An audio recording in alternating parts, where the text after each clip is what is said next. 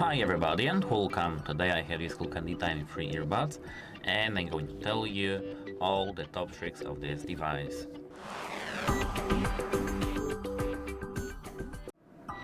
So, at first is that we have the gestures in our headphones. So if we, for example, click on our button, our music will pause and unpause. If we double click, we can increase the volume level, and if we triple click, we can decrease the volume level.